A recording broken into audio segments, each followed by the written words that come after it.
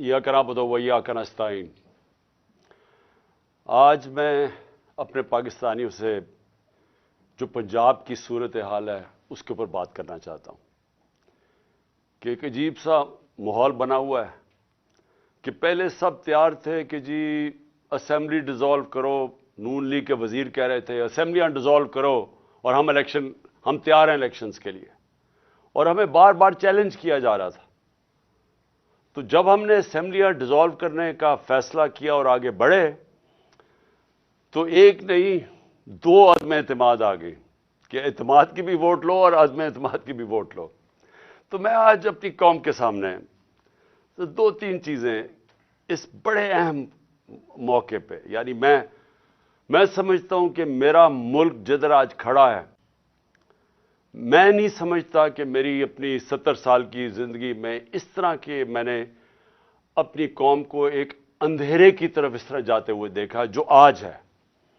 तो मैं ये भी आपसे बताना चाहता हूं कि क्यों एक सिटिंग गवर्नमेंट, हमारी तकरीबन 66% पाकिस्तान हमारे नीचे है, पंजाब और पख्तूनख्वा, गिलगित बल्तिस्तान और आज़ाद कश्मीर। तो क्यों हम अपनी दो गवर्नमेंट्स को गिराना चाहते हैं?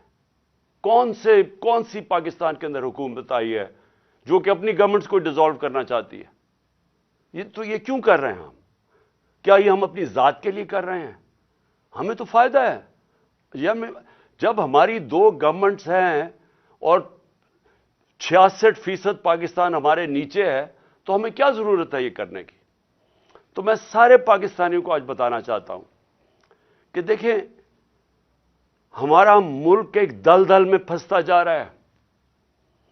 मैं हर उस पाकिस्तानी से आज बात कर रहा हूं जिसने अपने पैसे डॉलर्स बाहर भिजवाए नहीं हुए, जिसके बाहर बड़े बड़े महल्लात और बैंक अकाउंट्स नहीं हैं, जिसने यहां से मनी लॉन्ड्रिंग करके पैसा बाहर नहीं भिजवाया।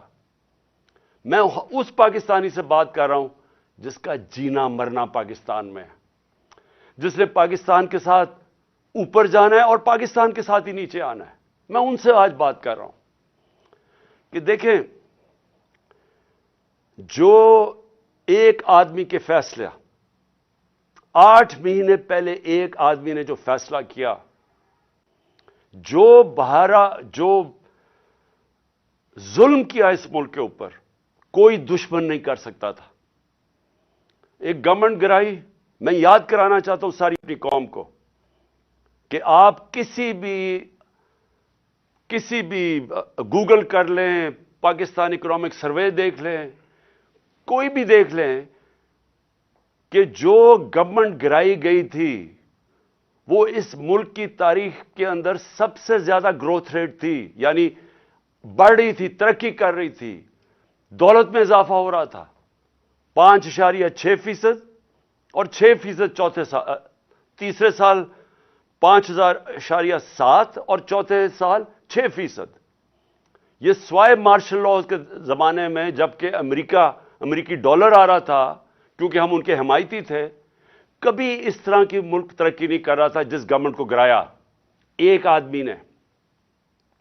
और उसने जो फैसला किया, आज ये कौम 8 महीने के बाद, हम आज उधर खड़े हैं जिधर आप किसी शोबे से, तबके से पूछ ले, बिजनेसमैन से पूछ ले, ताजरों से पूछ ले, एक्सपोर्टर से पूछ ले, किसानों से पूछ ले, मजदूरों से पूछे, तनख्वाहदार लोगों से पूछ ले, कोई पाकिस्तान का तबका, रियल एस्टेट वाला पूछ ले कि किधर पाकिस्तान खड़ा था 8 महीने पहले और किस अंधेरे के अंदर आज पाकिस्तान जा रहा है। और हम क्यों अपनी गवर्नमेंट का सोच रहे हैं गिराने का, और क्यों हम ये डिसॉल्व करने का हमने क्यों फैसला किया? क्योंकि हमें खौफ है कि अगर इस मुल्क में जल्दी इलेक्शन ना करवाए गए, ये मुल्क जिस तेजी से तबाही की तरफ जा रहा है, सबके हाथ से निकल जाएगा। मैं आज अपने सारे इदारों से बात कर रहा हूं, अपनी अदलिया से, अपनी मिलिट्री एस्टैब्लिशमेंट से, अपने ब्यूरोक्रेट से, मैं हर तबके से आज बात कर रहा हूं कि ये इमरान खान की जंग नहीं है, ये हम सब की जंग है। ہاں میں ان کی جنگ نہیں ہے جن کے پیسے باہر پڑے ہوئے ہیں، جن کی دولت باہر پڑی ہے، جو آتے ہیں پاکستان میں ڈیل کرتے ہیں، این آر او کرتے ہیں، پاکستان آ جاتے ہیں، اور یہاں سے جب لوٹ مار ہو جائے اور پکڑنے کی کوئی حساب کوئی پوچھتا تھا، کوئی احتساب ہوتا تو باہر بھاگ جاتے ہیں اور پھر ڈیل کر کے واپس آ جاتے ہیں۔ ان کے علاوہ میں باقی پاکستانیوں سے آج بات کر رہا ہوں۔ دیکھیں، ہم نے بڑے مشکل 8 مہینے گزارے ہیں۔ میں نے اس طرح، یہ میں بار بار کہتا ہوں، جو مجھے ایک آدمی نے جس طرح کی دشمنی کی ہے ہمارے ساتھ، ایک آدمی نے جس طرح کی دشمنی کی ہے، میں سمجھتا ہوں کہ میں نے 50 سال سے قوم مجھے جانتی ہے، مجھے کبھی اس طرح کا احساس نہیں ہوا جس طرح کہ ایسے کہ میں کوئی غدار ہوں ملک کا، کوئی ملک دشمن ہوں۔ اس طرح کی ہمارے پر اور میری پارٹی کہ ہمارا قصور کیا تھا؟ ہمارا قصور یہ تھا کہ ہمیں ہٹا کے جو چوروں کا ٹولہ ہمارے اوپر مسلط کیا گیا وہ ہم قبول نہیں کر رہے تھے، اور وہ یہ قوم قبول نہیں کر رہی تھی۔ واضح ہو گیا کہ قوم ساری آ کے ہمارے ساتھ کھڑی ہو گئی۔ ہمیں جو برا بھلا بھی کہتے تھے، جب انہوں نے ان چوروں کو دیکھا وہ قوم ہمارے ساتھ آ کے کھڑی ہو گئی، اور اس آدمی کو نظر آ رہا تھا کہ قوم ادھر آ کے کھڑی ہو گئی ہے۔ بائی الیکشن میں نظر آ رہا تھا، جلسوں میں نظر آ رہا تھا۔ جب کبھی پاکستان کی قوم اس طرح خود نہیں سڑکوں پہ نکلی جو اس باری ان 8 مہینے میں نکلی ہے، اور بار بار نکلتی گئی، ایک پیغام دے رہی تھی، ساری قوم ایک پیغام دے رہی تھی کہ ہم ان چوروں کے ٹولے کو ہم نہیں قبول کرتے، یہ امپورٹڈ حکومت نامنظور ہے۔ ساری قوم پیغام دے رہی تھی، اور قوم یہ بھی کہہ رہی تھی کہ دیکھیں ایک ہی طریقہ اس میں سے نکلنے کا، الیکشنز کرواؤ۔ سروے کے مطابق 70% پاکستانیوں نے، آج 70% پاکستانی کہتے ہیں کہ ملک کا مسائل کا حل الیکشنز ہے، صاف اور شفاف الیکشنز۔ لیکن ایک آدمی، اور وہ کون تھا جس کو ارشد شریف شہید کہتا تھا، وہ کون تھا؟ وہ ایک آدمی وہ فیصلہ کر بیٹھا تھا کہ جناب میں نے اس پارٹی کو ختم کرنا ہے، عمران خان کو ختم کرنا ہے، ڈسکوالیفائی کسی طرح کرنا ہے، کیسز کرنے ہیں، میری پارٹی کے اوپر کیسز کرنے ہیں، میرے لوگوں کے اوپر، جو شہباز گل سے کیا گیا، جو اعظم سواتی سے کیا گیا، جو جمیل فاروقی، جو ارشد شریف جیسے لوگ، جو یہ سمجھتے تھے کہ ہماری حمایتی ہیں، یا وہ ہمارے لیے لکھ رہے ہیں یا ہمارے لیے بول رہے ہیں، ان سب پہ تشدد کیا گیا۔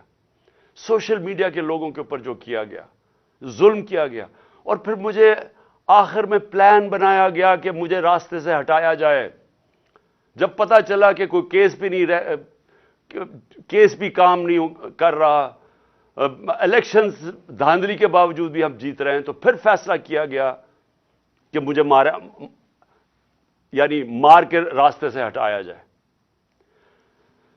تو میرے پاکستانیوں، آج جو ہمارا ملک جس طرف کھڑا ہے، میں آپ کو صرف آخر میں 2-3 چیزیں بتانا چاہتا ہوں۔ ایک کہ معیشت جدھر کھڑی ہے، پاکستان کی ایکسپورٹس گر رہی ہیں، ہمارے دور میں ریکارڈ تھی۔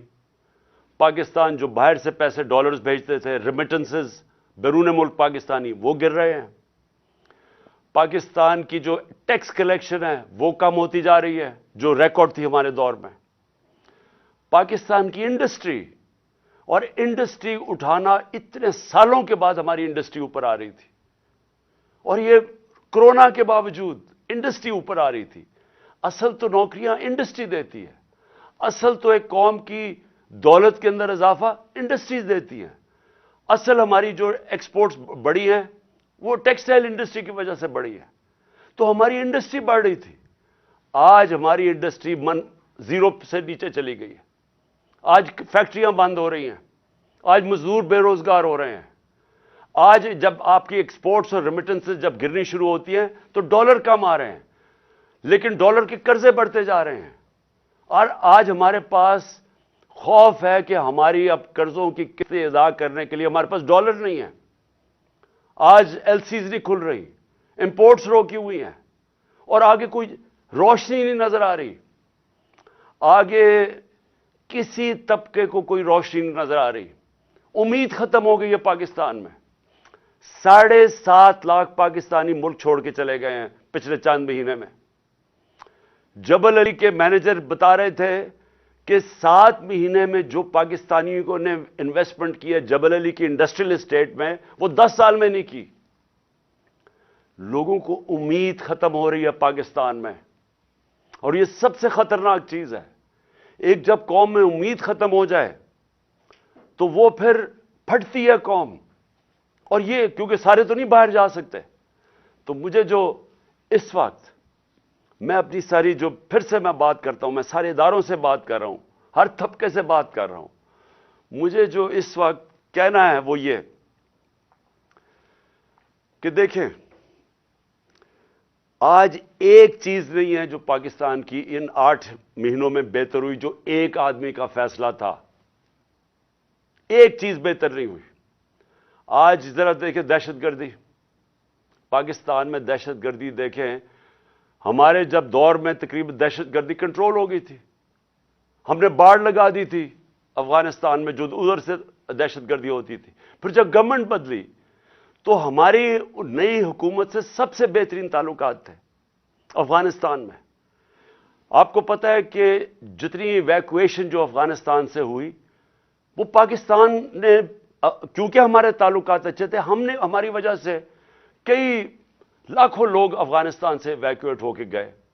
مجھے دنیا کے بڑے بڑے پرائم منسٹرز نے, یورپین پرائم منسٹرز نے, کینیڈین پرائم منسٹرز نے میرا شکریہ ادا کیا کہ ہم نے پاکستان نے ان کی مدد کی افغانستان سے لوگ نکالنے کے لیے.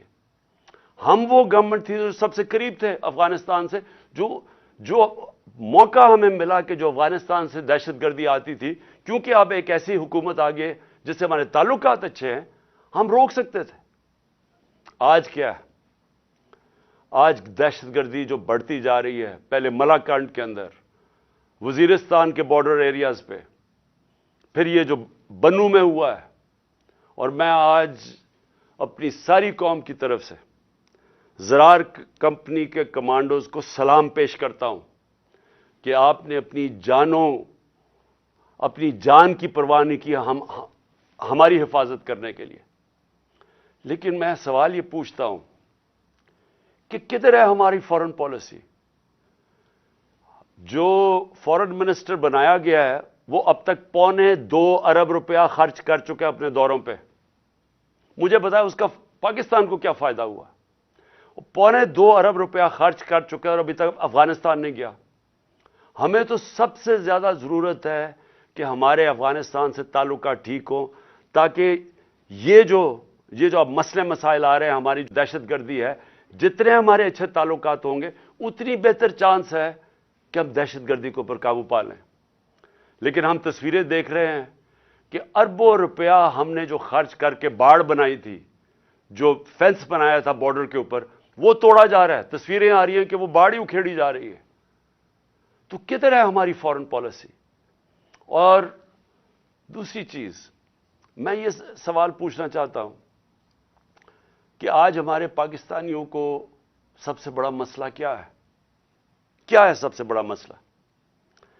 ایک دفعہ ہماری تحریک چلی تھی, تحریک پاکستان, ملک کو آزاد کرنے کے لیے.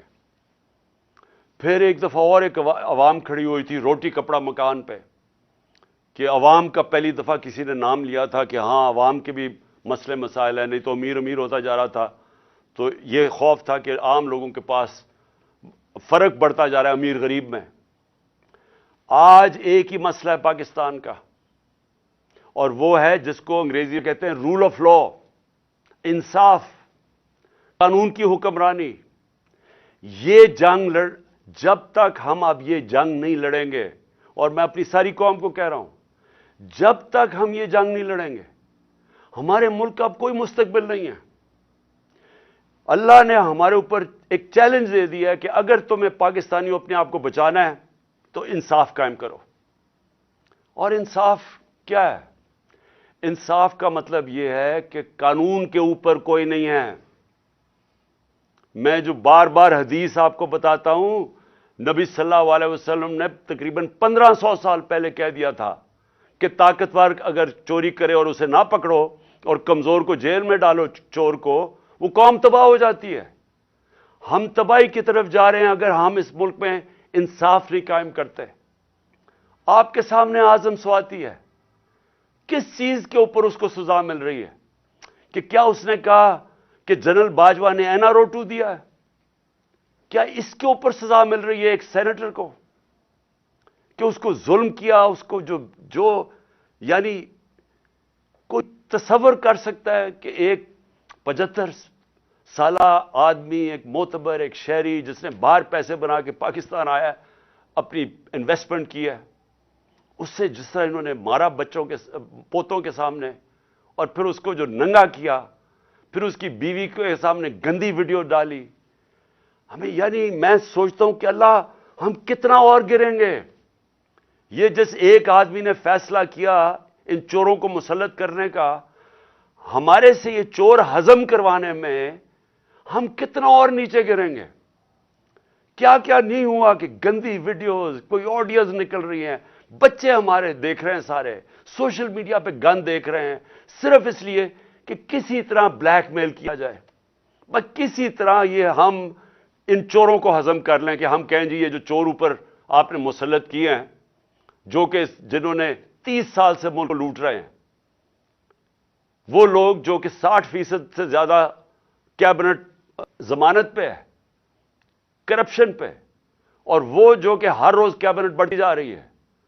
ایک طرف ان کے اوپر خزانہ خرچہ جا رہا ہے، پنجاب کے کوئی 170 ارب دینے ہیں، ادھر پختونخوا، اب پختونخوا کی حکومت کو ذمہ دار ٹھہرا رہے ہیں دہشت گردی کا.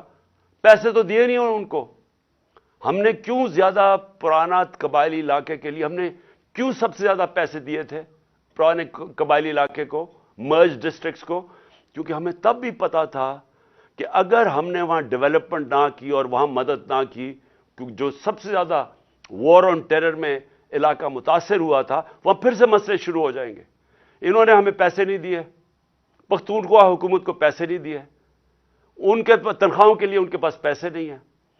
گلگت بلتستان والے وہ کہہ رہے ہیں ان کو پیسے نہیں دیے، آزاد کشمیر گورنمنٹ کہہ رہی ہے وہ پیسے نہیں دیے، پنجاب جس طرح میں نے کہا وہ کہہ رہے ہیں 170 ارب روپیہ نہیں دیا. تو اگر پختونخوا میں پیسے نہ خرچ کیے گئے اور یہ جو مرج ڈسٹرکٹس کے اندر پولیسنگ کے اوپر نہ انہوں نے زیادہ اس وقت انویسٹمنٹ نہ کی، نوکریاں نہ وہاں ملی، اگر خدا نہ خواستہ پھر سے وہاں دہشت گردی شروع ہو گئی، میں آج آپ کو یہ کہہ رہا ہوں کہ ہمارے ملک کے آگے جو پہلے ہی ہمارا ملک کے معاشی حالات کبھی بھی اتنے برے نہیں تھے، خدا نہ خواستہ اگر دہشت گردی شروع ہوگی تو سب کے ہاتھ سے نکل جائے گا. تو آخر میں صرف یہ کہنا چاہتا ہوں کہ یہ جو پنجاب میں مذاق ہو رہا ہے، ہم اپنی حکومت سے ڈیزالو کر رہے ہیں. یہ ہمارا آئینی حق کیا کہ ہم الیکشنز کروائیں؟ کیوں ڈر رہی ہیں الیکشن سے؟